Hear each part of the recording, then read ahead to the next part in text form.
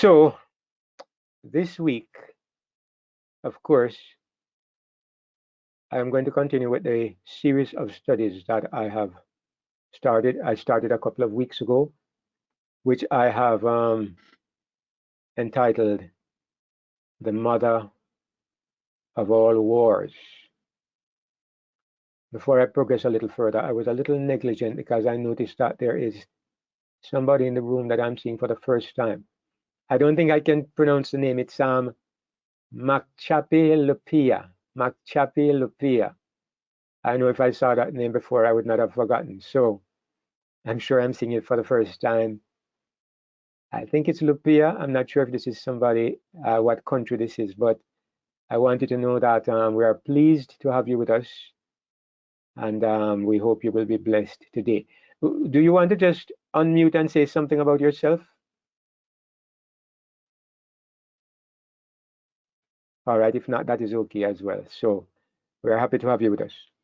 All right, so as I was saying, we started our study on the mother of all wars a couple of weeks ago, and I'm sort of excited about these studies because, to be honest, in these studies, I am planning to go through the teachings and the ideas that I believe are the most important in the Christian understanding of the universe and of the world and of the Bible and of our purpose and of the plan of salvation. I want to go through, that's what I'm planning to go through. And as I said, I'm taking my time because I want to make sure that we get a proper understanding of how everything fits together. Sometimes you take one doctrine by itself, like the doctrine, for example, of the one God. I know that there are so many brethren who are fixated on the doctrine of the one God, which is a wonderful truth and very necessary for us to understand. But if you don't connect it, if you don't connect it to the other truths that are a part of our faith, after a while it becomes vacuous and meaningless, and you start to wonder, what is the point? Okay, you can prove the point. Where does it take us? The beautiful thing I've learned in my years as a Christian is that every truth that is really important, it connects to another perfectly, like the pieces of a jigsaw puzzle. And at the end, something extraordinarily beautiful appears. And that is what I would like to do in these studies, to show how everything fits together, to make this amazing tapestry, this beautiful picture. So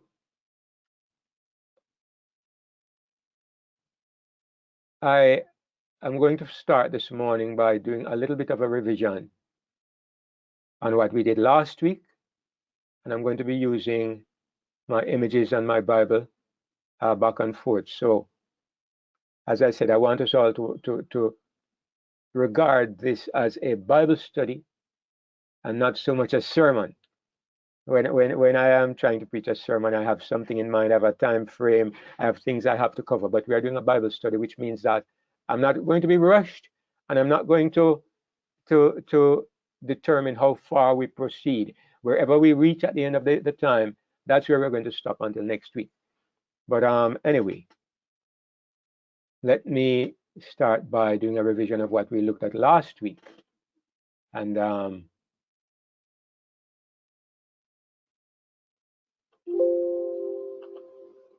last week, we looked at an understanding of sin that I would say it's not widely understood, but I think most of us understand. And we looked at the fact that the universe, when it was in a sinless state, there was a reason for this sinless state. Very important. There was a reason. When you find that something is without sin, when you find a state or a place that is without sin, it doesn't just happen. It doesn't happen because everybody is just strong and determined and everybody fights hard. No.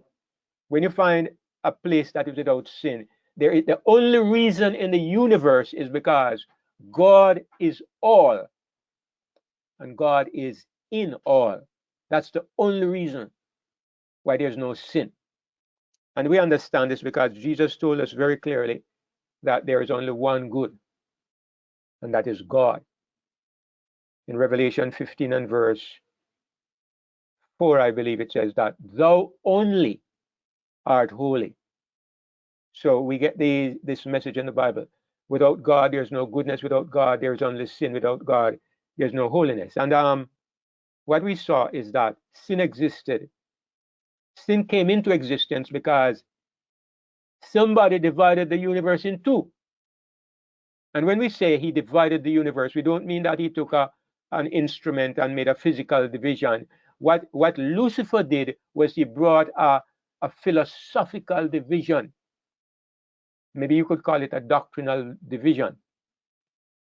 But what Lucifer introduced was the idea that there could be good without God. Lucifer introduced the idea that it was not safe to trust God and it was not safe to allow God to be in intimate connection with you. If you don't trust God, then of course you don't want to be with him. So the universe was divided into two. And this is the great truth, the great foundation truth that explains everything else. Where God is, there is holiness and righteousness. Where God is feared and avoided, there is unhappiness and sin and all that is dark. Some people think of these two conditions and they think that if you're on the good side, what it means is that if you try to be good and if you fight against evil and if you work hard to improve, you can get on the good side. That is nonsense. And they think that you get on the bad side because you start doing wrong things and because you follow evil people. That is nonsense. I say to all of us that we need to repudiate and utterly reject that false idea, which lays the foundation of legalism and superstition. Just remember, this is the key thing. The only way to be good and to possess good and to live in a good atmosphere is to find God. There's no other way, and any other method will only lead to frustration. On the other side, the only reason why a person is wicked and evil and why there's no good in the person's life is simply because he doesn't have God. That is it. So that's what we looked at last week. And then we saw that God had a dilemma, God had a problem. And we need to understand this problem. First of all, what Satan attacked was the character of God. He brought about this division that we just looked at. He caused God to be feared and he caused God to be avoided because he created the idea that God was somebody that you could not trust. And where we saw that God is not able to defend himself personally against an attack on his character. I mean, he can say, I'm not that kind of person, but that is not enough of a defense. And where you lose trust in God, what happens? You lose fellowship. That's point number 2. Because when you don't trust a person, you don't remain with that person. And when you lose fellowship with God, what you lose is God's government, God's way of governing you, your life, of being in control of you. You lose this, and so you are left to yourself. And so point number 4, if you lose God's government, you lose peace and harmony, and you lose the ability to do what is right. And the result is, point number 5, you have not only a sinful, miserable person, you have a sinful, miserable universe. So this is the problem of sin. This is a problem that exists in the universe. The other thing that we saw was that in dealing with this problem, what options did God have? If you have people who don't trust you and they don't want to be with you, what is God going to do? I mean, he could have destroyed everybody and the problem would have been solved, but it wouldn't have been solved because the lie would have remained. The questions about God would have remained. So God had to find a way to solve it. But in the meantime, how do you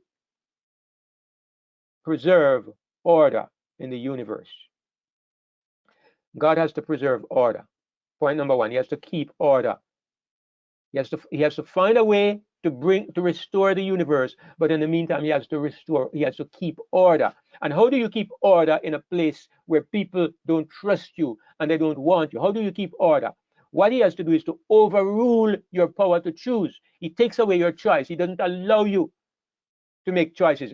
In a way, yes, it's still there, but what he has to do now is he has to govern by compulsion. And by compulsion, I mean he has to make rules now. He has to make strict rules, and he has to demand that you obey those rules. And if you don't, point number four, there are strict penalties. So that is what we saw why God introduced the system of the law. When men left God, as Paul says, the law is not made for a righteous person. The law is made for those who are outside of God. And those who are outside of God, God still has to keep them under discipline. He has to keep their unruliness in check. And so he gave the law and he gave strict penalties. So that's what we looked at last week. Now, the true solution was not the giving of the law. The true solution is that there needed to be an unmistakable revelation of God's character. Why? Because God has to answer Satan. The root of the problem is that he eroded trust in God. That's what Satan did. And so that is a problem that has to be fixed above every other problem. I hope these points are sticking in our minds, brothers and sisters, because the solution above everything else is the revelation of God's character. That's number one. Number two, there needed to be proof that God's government system works. All right, we trust God, we go back to God. What happens? God comes to live inside of us. Does this system work? That's the second thing that God has to prove. And the third thing that God has to do, he has to find a way to save the victims. We who are victims of this fracture in the universe, God has to find a way to save us. But not just to save us, but to save us justifiably. That means he has to do it while remaining fair to the devil, to Satan, and to the claims that he made. God has to do this in a way that everybody can say it is fair and it is just. So this is the problem before God, and this is the solution. This is the only way it can be solved. And this is what we want to look at as we proceed in this series of studies. Now, today we are going to move on to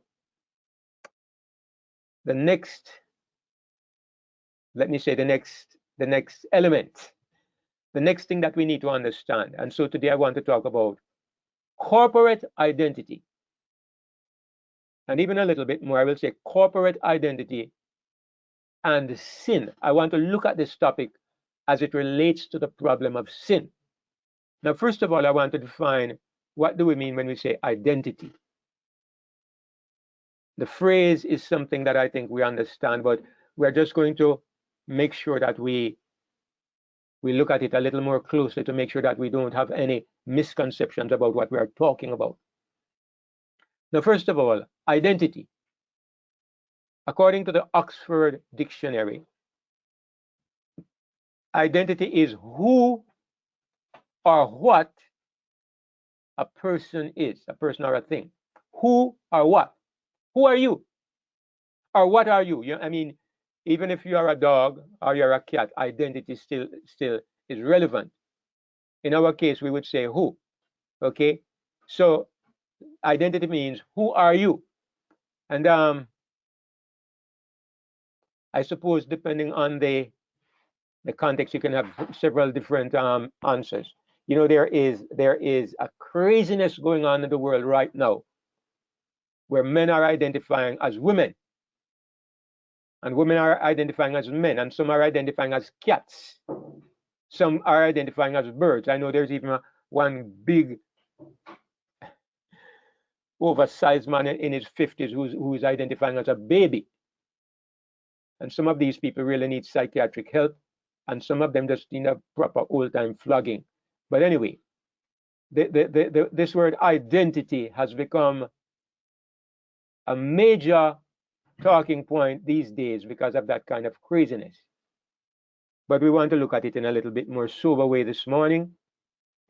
I mean, generally, when you talk about a person's identity, what we look at is the nationality of the person, the age of the person, the country where the person lives, maybe the race of the person.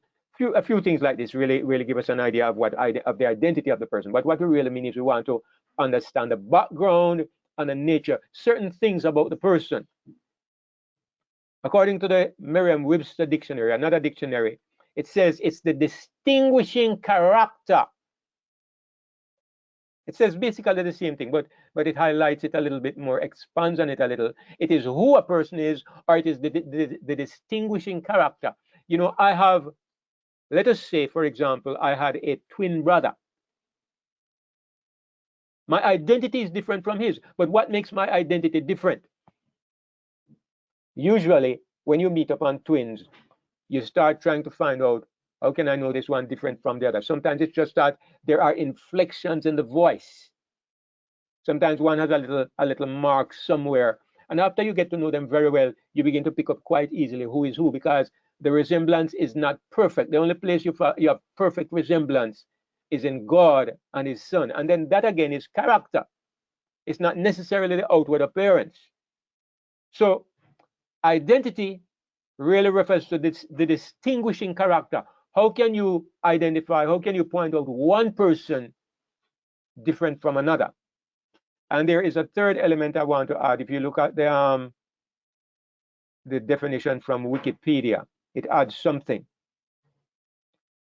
It says it's the qualities, the beliefs, the personality traits. Basically, we saw that already. The appearance and or expressions, but it adds something now that characterize a person or a group. Now, mark that point. When you talk about identity, you're not just talking to an individual. According to the Oxford and the Merriam-Webster, it's focusing on a person or individual. But Wikipedia gives us a little bit more, and it says it can refer to the identity of a person as well as a group. And you can understand that, because I could say my identity is a Jamaican. Some of these crazy people who are talking about identity today, they're identifying themselves as transgenders. They belong to a certain identity. They identify themselves as LGBTQIA and all the rest of it. They put themselves in another category and they identify themselves. They band themselves together in a certain group. And that also gives them a certain kind of identity. Now, let's move on to look at the word corporate, which is just a little bit expanding on what the Wikipedia says. It says corporate, according to the Oxford Dictionary, it means that it is shared by a whole group.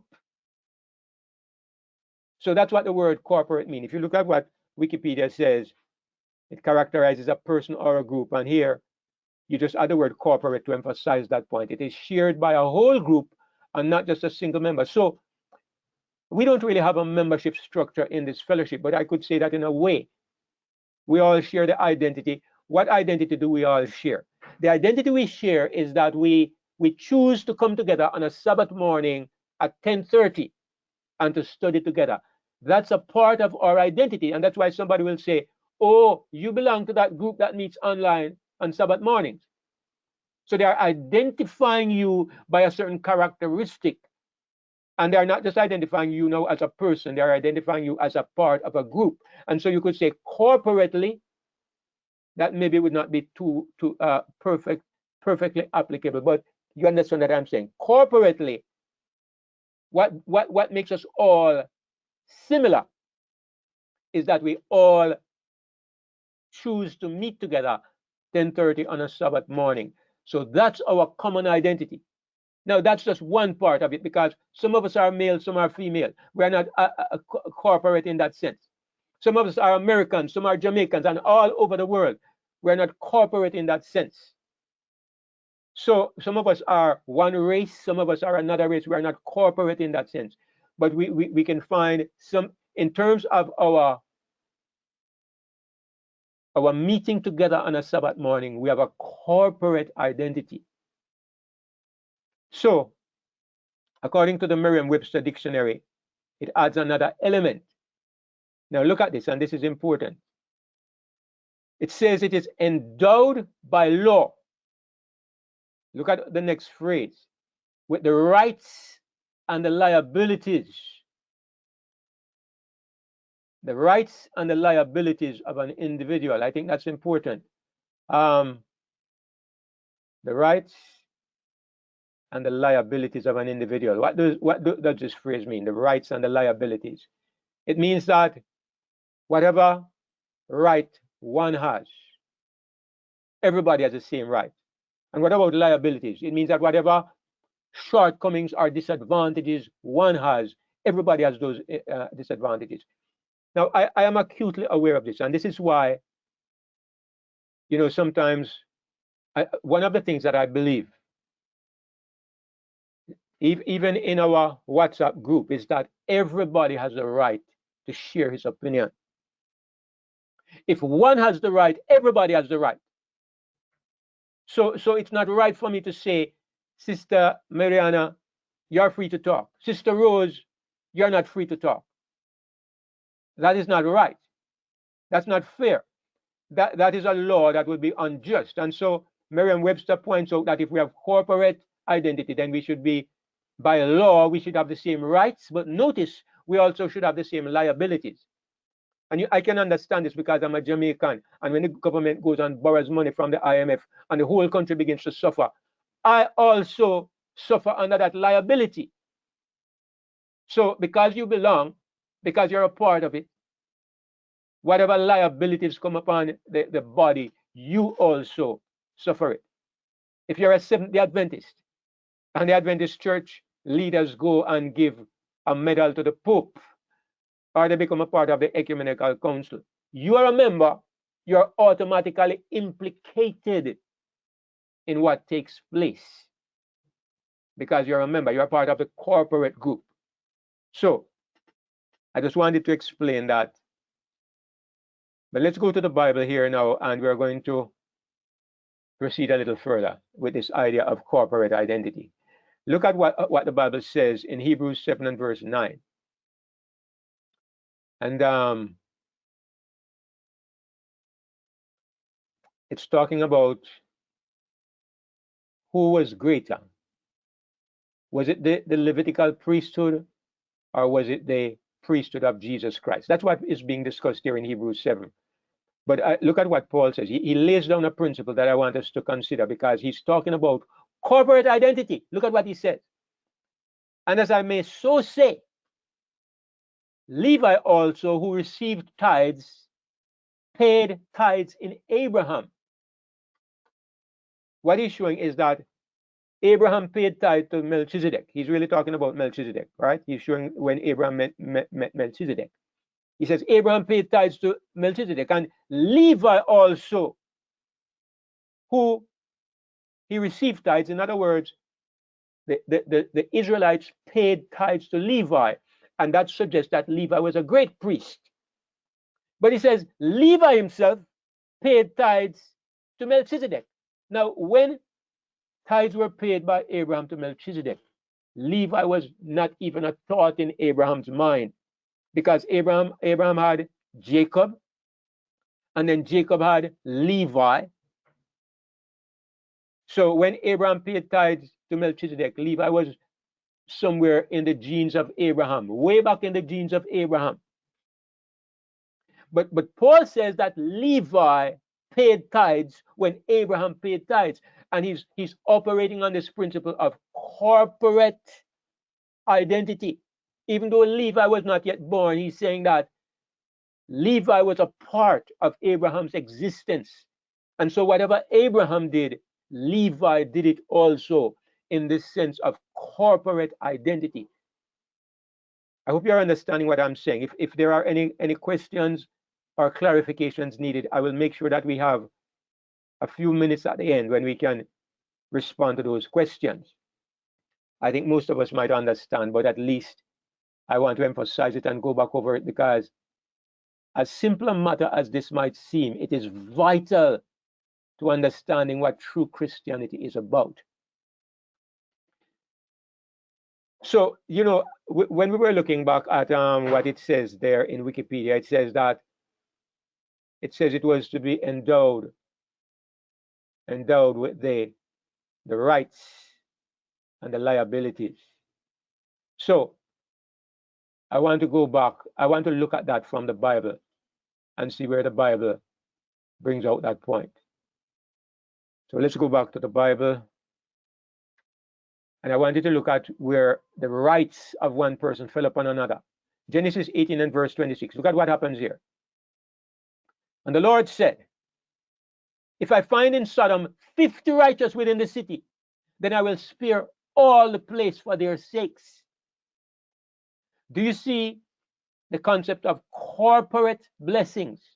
Everybody in Sodom is going to be saved. The wicked, the abominable, all the gays and the LGBTQI people in Sodom are going to be spared. Why? Because God finds 50 righteous in the city. There you find the concept of corporate identity. If you had enough righteous people in that city, God would have identified the whole city as a place that was qualified to be spared. The blessing of one person or of a few people would have fallen upon hundreds, maybe thousands of people, because that's the way corporate identity works. Your blessing falls upon the next person. That is why I believe that if I want my family to be blessed, it will help. It will help if I myself commit myself to God. In Jamaica, they have a little phrase that says, what drop off a head, drop on shoulder. If it falls from your head, it will land on your shoulder. And it's the idea of corporate blessings. What blesses one person falls upon those who are in association with the person.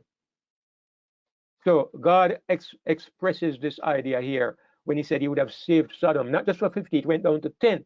If there were 10 there, for the sake of 10 people, a wicked city would have been saved. So you see how the impact of one person can have an effect on all the others who are around him. God only knows how many people have been saved because you have been around, or your Christian group has been around. God only knows. In Genesis 26 and verse 24, look at what God says. It says, the Lord appeared unto him the same night, and he said, I am the God of Abraham thy father. He's speaking to Isaac. Fear not, for I am with thee, and I will bless thee and multiply thy seed. Why? For my servant Abraham's sake. There you see the principle again, brothers and sisters. I mean, sometimes you read these verses in the Bible and you're wondering, why does God do this? But it's a principle that he's highlighting. It's a principle. What drops off the head falls on the shoulder. So Abraham is to be blessed, and for his sake, because of Abraham, his progeny, his descendants become a part of Abraham's corporation, and they are blessed for Abraham's sake. A couple other places, Genesis 30 and verse 27. Look at what happens here between Laban and Jacob. And Laban said unto him, I pray thee, if I have found favor in thine eyes, tarry. For I have learned by experience that the Lord has blessed me for thy sake. Jacob was working with Laban, and Laban found out that just because Jacob was there, he was being blessed. Now, this is highlighting the point that corporate association, there was a way Jacob and Laban were associated. Jacob was Laban's nephew, but not only that, they were working together on the same project. And because of Jacob's involvement, Laban was being blessed. So this is how you see that corporate identity. You not only receive the blessings, but I'm going to show you also how you're going to receive the liabilities of that association. I'll come to that. But Genesis 39 and verse 9, again, another example. It came to pass from the time that he had made him overseer in his house and over all that he had, that the Lord blessed the Egyptian's house for Jacob's sake, for Joseph's sake.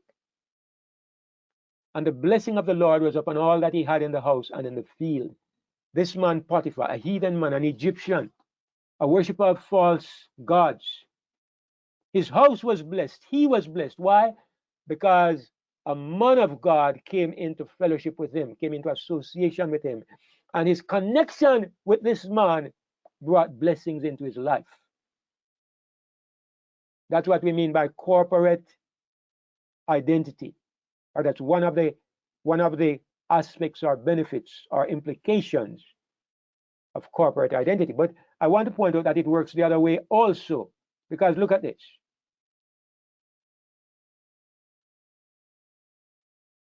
Look at this. It's talking about Achan, the man who took the Babylonian garment into his tent. And it says, Joshua and all Israel with him took Achan the son of Zerah, the man who hid the gold and the silver and the garment and the wedge of gold. They took him, but look what happens next. And his sons and his daughters and his oxen and his donkeys, his asses and his sheep and his tent, my goodness, and all that he had. And they brought them unto the valley of Achor. And it tells you that. And all Israel stoned him with stones and burned them with fire after they had stoned them with stones. Now, I know we shake our heads when we look at this and you wonder, his sons and his daughters, what did they do? Their father's evil fell upon their head. Now, I'm not sure if they were a party to the deception. I'm not sure if they knew about it and didn't say anything. But I'm sure of something. His cows and his donkeys and his sheep did not know about it. Yet they were stoned as well. And as we continue in this series of studies, we are going to understand better why these things happen in the Old Testament. But I will just say briefly that, look here, when God has set up a teaching tool, everything in that lesson is perfect. Everything is in keeping with the principles of that teaching tool. If God is going to teach us about corporate identity and corporate accountability, it's going to happen. He's not going to break the pattern. One day when we go to eternity, we're going to find out whether Achan's sons and daughters will be saved. I don't know. But I know that what you see in the Old Testament is not the end of the story. Moses himself, as I point out, Moses had to be killed because he broke the law. He disrespected God. He died. God took him up into a mountain and God put him to death up there, God himself. And Moses was God's best friend. If God did that to Moses, he will do it to anybody. But you know what? The Bible shows us that it was not the end of the story, because Moses even appears in the New Testament talking to Jesus. Moses did not remain dead. God showed us what will happen in eternity. Even some of those who died under judgment in the Old Covenant are going to come back to life and live forever. But in the Old Covenant, it was a lesson. It was a teaching tool. And what God was teaching us here with Achan and his entire household was the concept of corporate identity. This is why God says in the fourth commandment, look here, visiting the iniquity of the fathers upon what? Upon the children, to the third and the fourth generation of them that hate me. Corporate identity, corporate accountability. There's a blessing in association. There's also a curse in association. And it happens several times. Look at this. I'm just going to read one more and then I'll move on. Thus said the Lord of hosts, I remember that which Amalek did to Israel, how he laid wait for him in the way when he came up from Egypt. Now go and smite Amalek and destroy all that they have and spare them not, but slay both man and woman, infant and suckling, ox and sheep, camel and ass. Wow. I want to point out to you, for those of you who don't know, This was 400 years after they came out of Egypt. 400 years later. And God comes to Saul and God says, I remember what Amalek did to Israel. 400 years later, American citizens, 400 years ago, America didn't even exist as a country. 400 years ago, you don't know, your ancestors, my ancestors were in Africa and China and India 400 years ago. What do I know about what my ancestor did 400 years ago? But you can see the principle. The descendants 400 years later are still the same people. The corporate accountability is being taught here clearly in the Bible. Now, hopefully we will understand this better as we proceed. But first of all, I want to make the point that it is a clear biblical teaching, this idea of corporate identity. Now, let me go on to explain the legal reasons for this kind of identity. Let me point out that there is a legal aspect to this accountability. Why are you accountable? There's a legal aspect to it.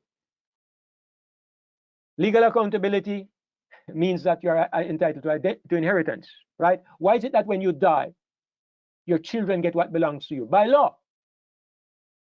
Or when your parents die, you get what they have left behind. By law, you're entitled to it.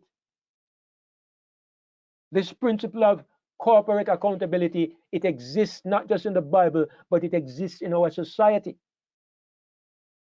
Why is it that if the police catch you in a car where everybody has drugs and you had nothing to do with it, why is it that you end up in jail too? Because you are implicated by your association. That's why they say birds of a feather flock together. That's why they say a man is known by the company that he keeps. There is a legal implication that is based on common sense. That if you mingle with a certain set of people, it means that you think alike. It means that you have things in common with those people. And because of this, the law will make that association and will put you in a default place where it assumes that you are guilty. Not only are you entitled to inheritance, but if I die and leave some debts behind, the people who inherit whatever I have, they are also going to be responsible for my debts. They have to pay my debts. They have to take care of they get the good, but they also get the bad. That's the point I'm making. And as I pointed out, you are implicated by association, the people that you mix with.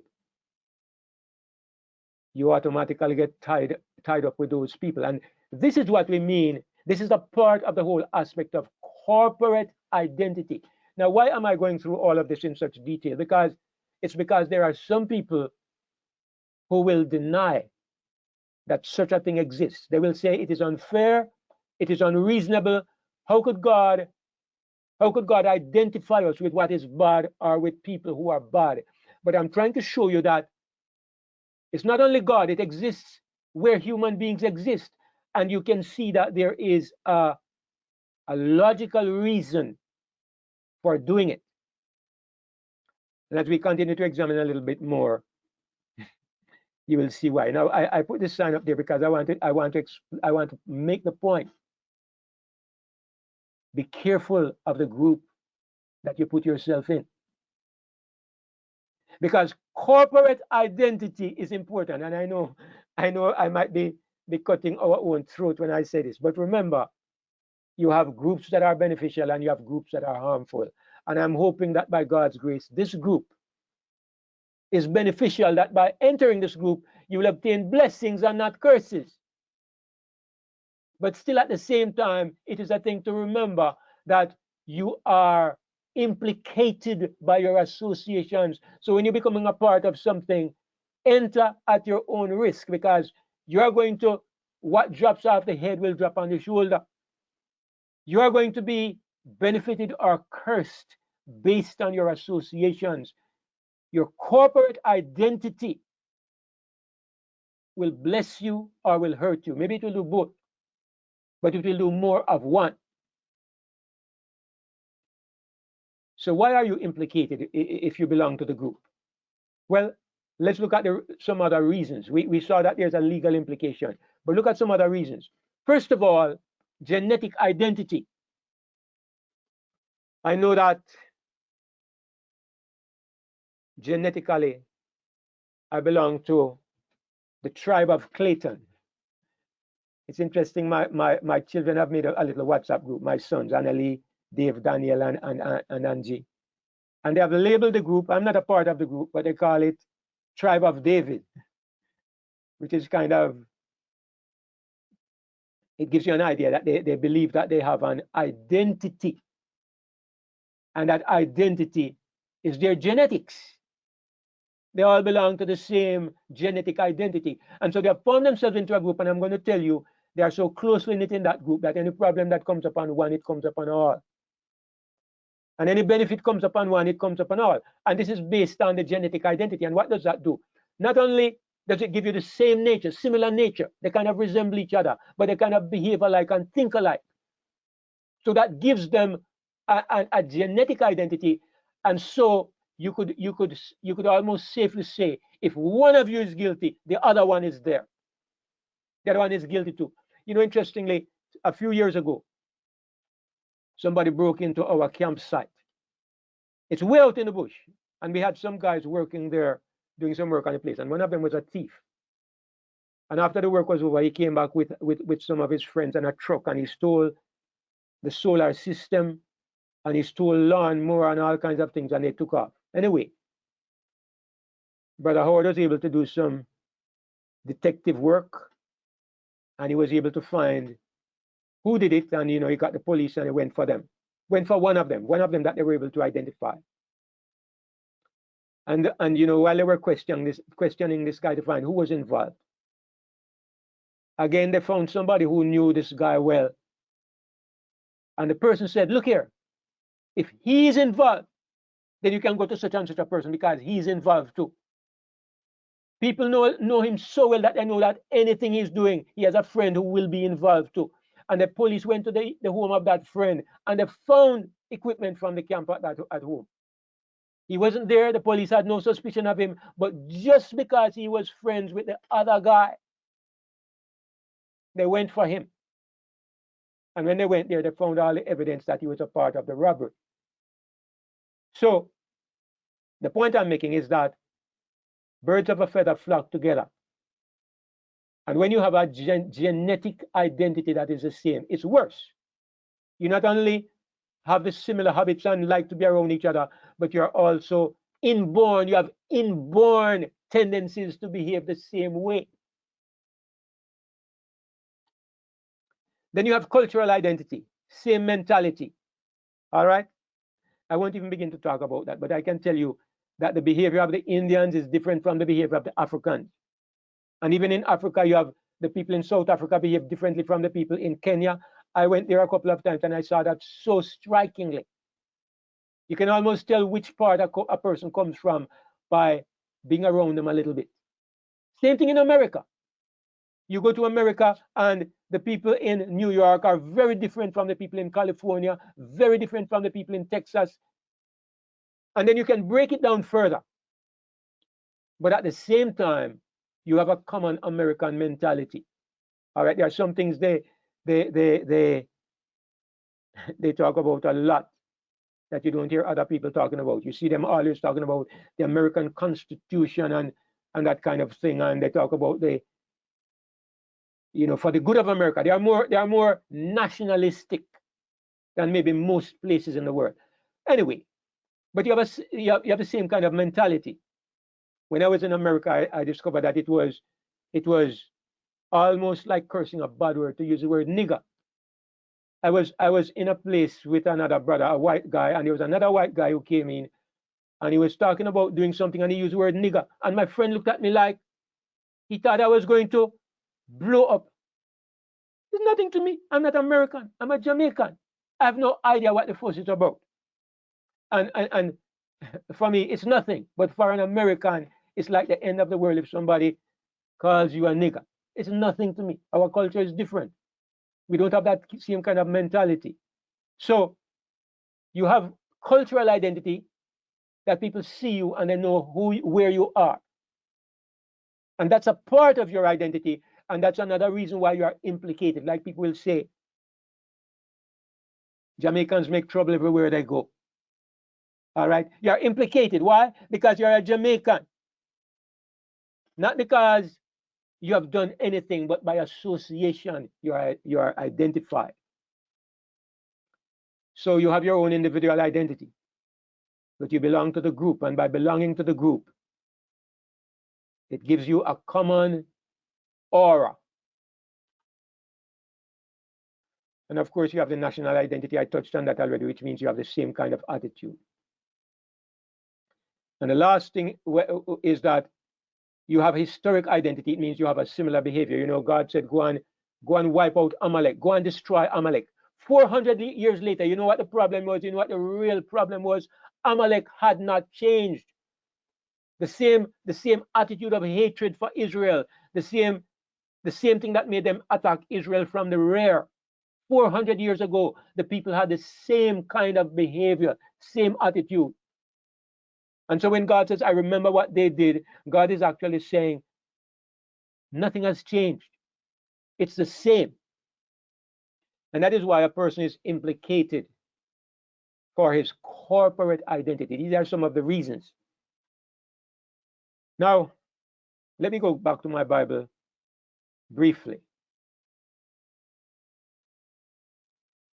We see all of this brought out in the Bible. In 2 Corinthians 5 and verse 17, look at what it says.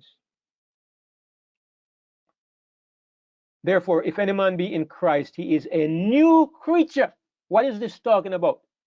It's talking about spiritual genetics. You are in Christ, you have been born again, you have become a new creature. It's like I was born Jamaican, or I was born a Clayton. That's my genetics. But when if it were possible for me to be born again physically, I could change my identity. You know, some people believe in reincarnation, which we know is nonsense. But according to their idea, I am Clayton today. There was a man who used to live a few miles away from here. He told my father, he became friends with my father, and he said to my father, he finally discovered why they were such good friends, because there was an affinity between them. Because in a previous life, he was a Roman centurion and my father was something else.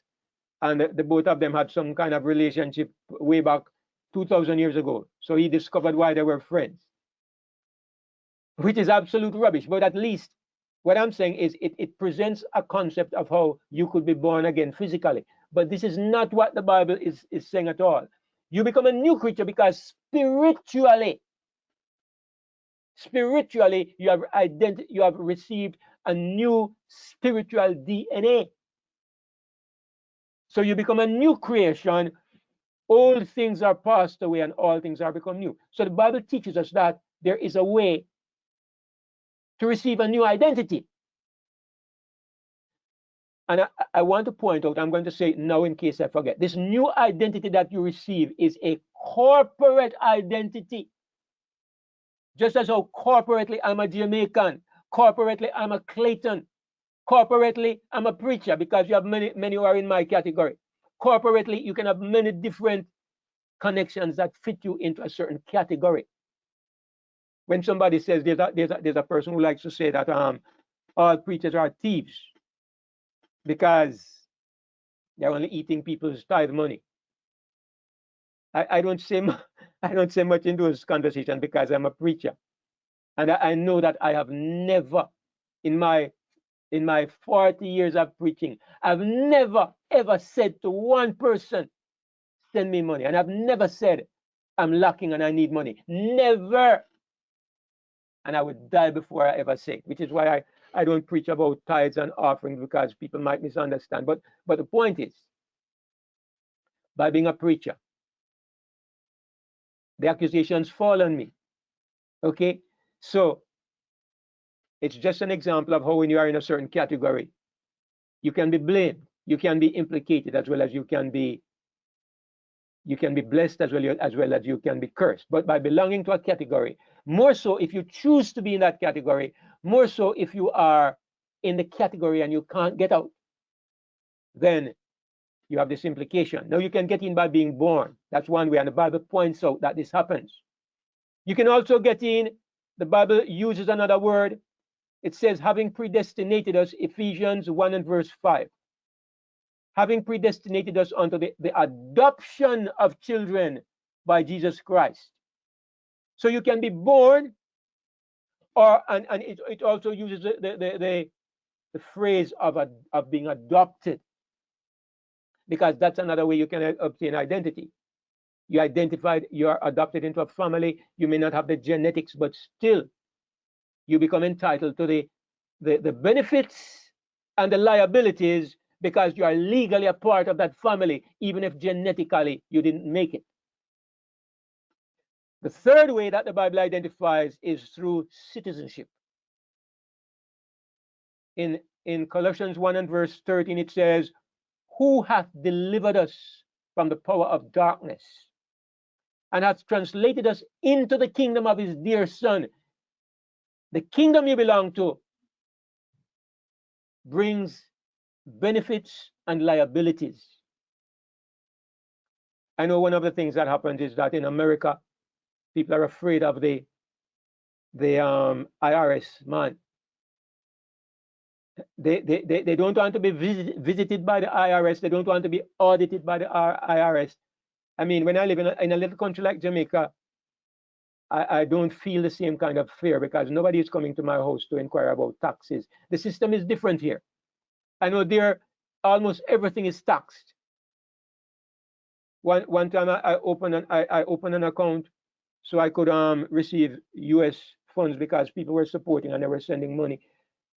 And at one point, the IRS in America wrote me a letter to ask me to send in my tax returns. Of course, you know, I don't have to do this because I'm not an American, but they found that I had an account in US dollars and they wrote to me. So just by having some US dollars, I was in danger of experiencing the liabilities that Americans have to go through. But there are also the benefits of America, which makes a lot of Jamaicans want to go and live there, where you get to live in a place where it seems like everything is available and you live a comfortable lifestyle. And some of the third world disadvantages that we have here, you don't face them. So this comes with the kingdom. So once you belong in a kingdom, this corporate identity, this is another way you can experience the benefits and the liabilities of the kingdom. So what really matters, brothers and sisters, what really matters is the kingdom that you belong to. So we obtain identity as we just saw by being born. We obtain our nature. By being adopted, we obtain our family. By obtaining citizenship, that's how we obtain our national identity. And all of these things have to do with our identity as Christians. You know that's where I'm going. Now, the last thing I want to look at, my time is almost up. I want to look at choice. One of the accusations that people have brought against our ministry, our teachings, and when I say our, I'm talking to all of you as a part of this corporate identity. I'm assuming that most of us here believe the same thing. And most people, well, a lot of people have said that what we are doing is taking away the primary element of the Christian life, because we are focusing on your corporate identity. I'm saying that what is important is which kingdom you belong to, which family you belong to, which nation you belong to, and that this is the thing that determines whether you are blessed or whether you are cursed. These other people say, no, that is not true, because there's no way that somebody else can make decisions and somebody else can do something and you are disadvantaged by it. They say it's not fair. And so they say all that matters is your personal choice. You alone, you can choose. And based on your choice, you are either blessed or you are cursed. You are either saved or you are lost. I think most of us, like myself, believed this for most of my life. And that's why I'm going through this morning, because I want us to understand that this is not the biblical understanding. Choice is involved, but we have to understand what choice. What choice? We are free to choose, but free to choose how and free to choose what. That's the important question. First of all, let us get this right. Let us get this. Satan has a legal right to those who are a part of his kingdom. Let me highlight legal right. Satan has a legal right to those who are a part of his kingdom. Remember, we saw at the beginning that there are two divisions to the universe. There is a part where God is, and there's a part where God is feared and he's not in control. That is Satan's kingdom. And those who are in that kingdom, Satan has a legal right to them. So, what can we understand from this? Our rights depend on where we are, not who we are, but where we are. And I'll give you an example. I am a Jamaican. I am a Christian. I go to America and I break the speed limit. Do you think they're going to say I'm a Jamaican? So they're not going to charge me in America? What rights do I have? Can I say I'm a Jamaican, I have the right to be not prosecuted here? No. My rights depend on where I am. I know somebody who renounced his US citizenship. And he said he didn't have to pay taxes, and he didn't have to have a driver's license, and he didn't have to, his car didn't have to be licensed, and he was driving down the road without a license, without a license plate, and the police stopped him. And he said something like, I am a citizen of the world, I'm not subject to these laws. Look, they took him down to the jail just the same. What he said didn't matter. Your rights depend on where you are.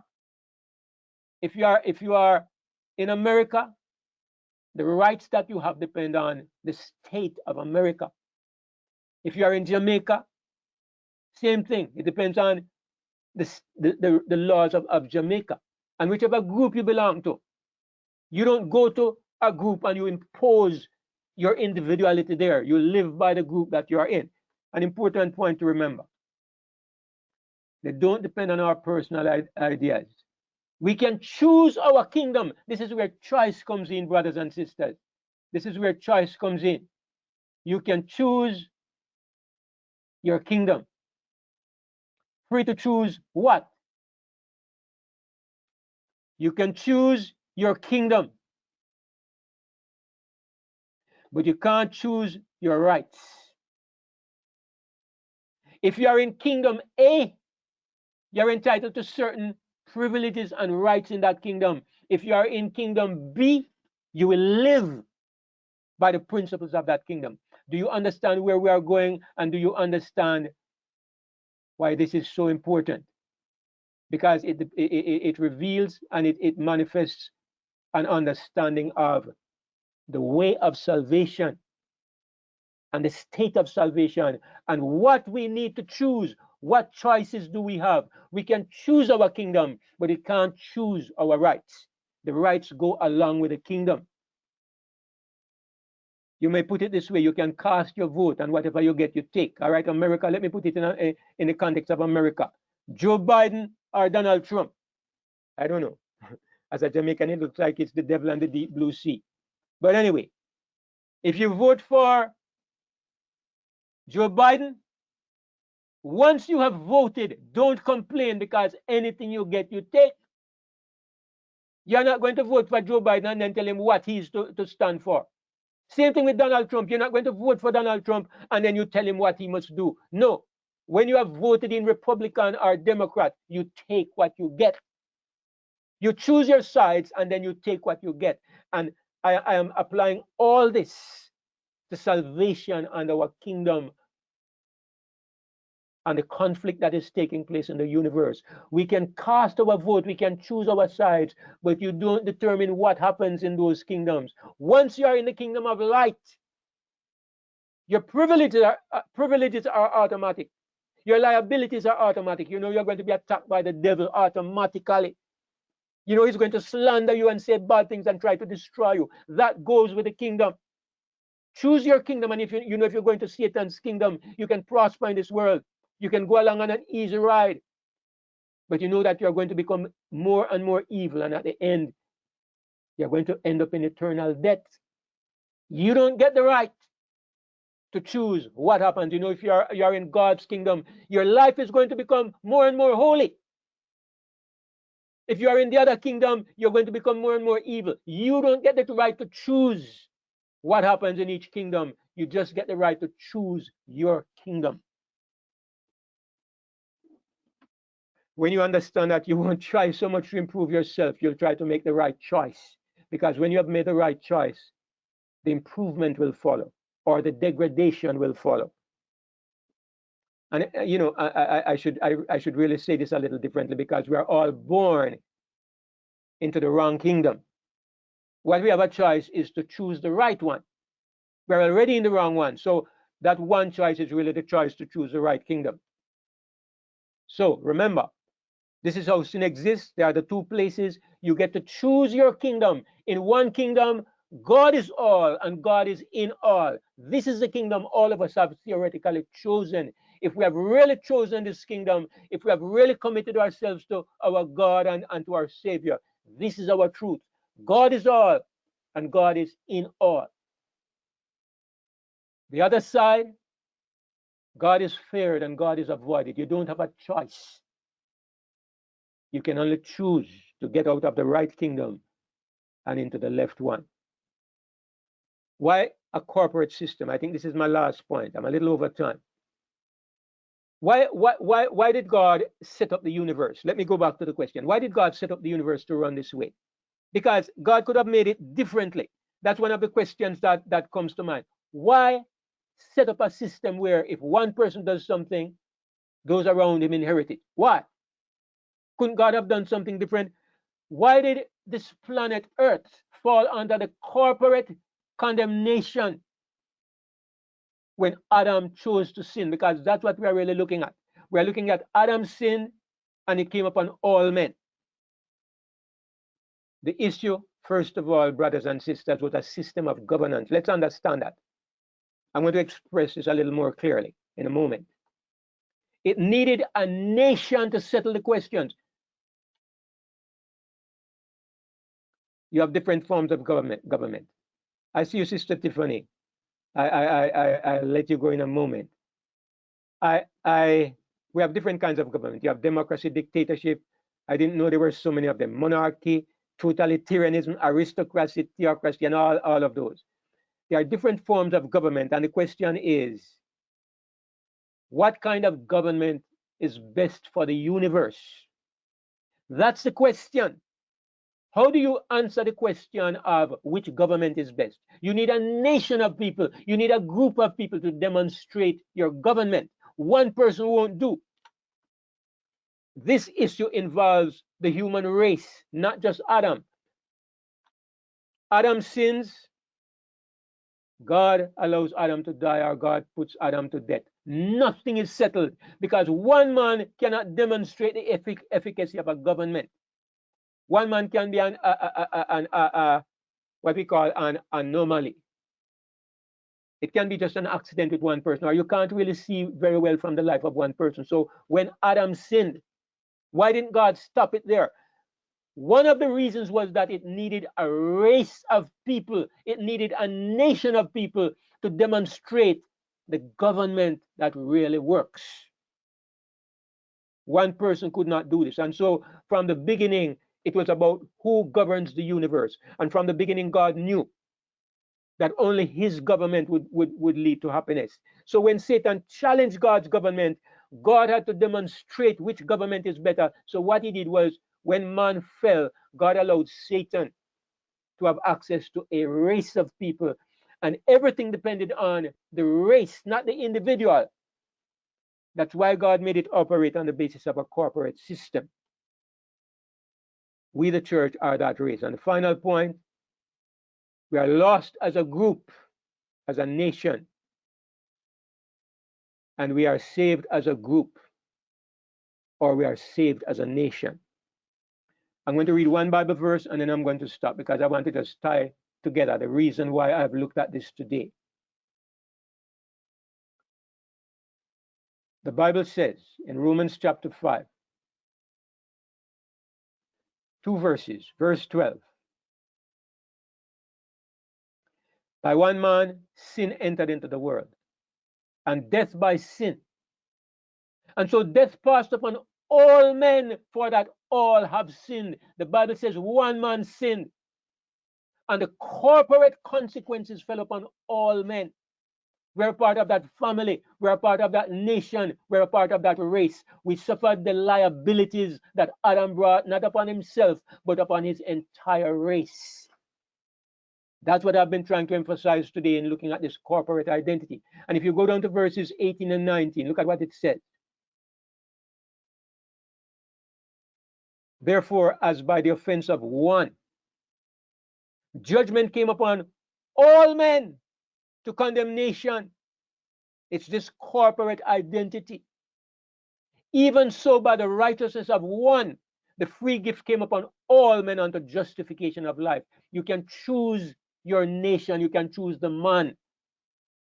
You were born in the nation of Adam. You can choose the nation of Christ, but you can't choose the rules by which your nation lives. Once you belong to the nation, the rules of Adam apply, or the rules of Christ apply. It depends upon which nation you choose. As by one man's disobedience, many were made sinners. You didn't make yourself sinner. You didn't become a sinner because you broke the law. You became a sinner because your grandparent sinned and you were a part of that corporate body. It dropped off the head, it fell upon the shoulder. You were the shoulder, you got it. So by the obedience of one shall many be made righteous. Hallelujah. Same principle. It falls on the head of Christ. It drops on his shoulder. You are the shoulder. By his obedience, you are made righteous. Not by your obedience, not by your works, not by your righteousness, but because it falls on his head and it drops on his shoulder, which is you. So this is the bottom line of all that I've been trying to say today. I've been trying to get us to see, or to get to the place where we can understand the basis of salvation. This is what this is about. And we will explore this further and further in subsequent weeks. But I'm going to stop here for today. And I want to thank you all for being a part of this fellowship and study.